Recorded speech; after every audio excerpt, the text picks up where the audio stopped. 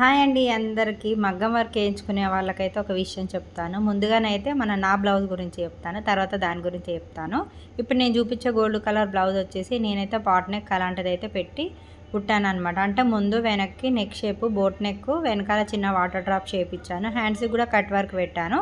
ఎవరైనా ఇంట్రెస్ట్ ఉన్న వాళ్ళు ఉంటే ఛానల్ నేమ్ కింద long video cutting and stitching అయితే పెట్టాను. ఇంట్రెస్ట్ ఉన్న వాళ్ళు ఒకసారి వెళ్ళి చెక్ చేయండి. అయితే మ్యాటర్కి అయితే వచ్చేస్తాను.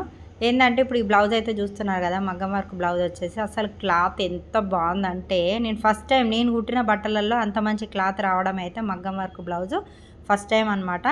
అది వచ్చేసి వాళ్ళు ఆల్రెడీ కుట్టించింది, మన దగ్గర అయితే కాదు, బయట బోటిక్లో కుట్టించారంట. ఫినిషింగ్ కూడా బాగానే ఉంది, అదేవిధంగా డిజైను స్టిచ్చింగ్ అంతా బాగానే ఉంది.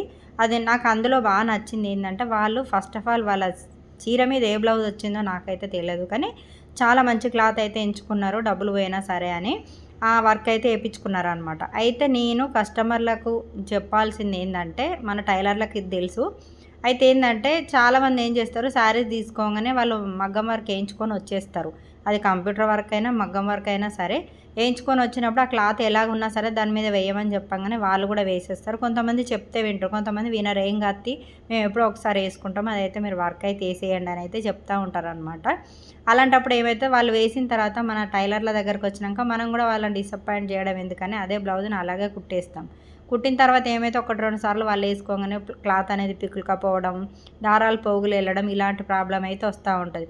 అది కూడా టైలర్స్ ప్రాబ్లమే అని బయటనైతే చెప్తూ ఉంటారు. టాక్ అయితే అట్లనే ఉంటుంది అనమాట.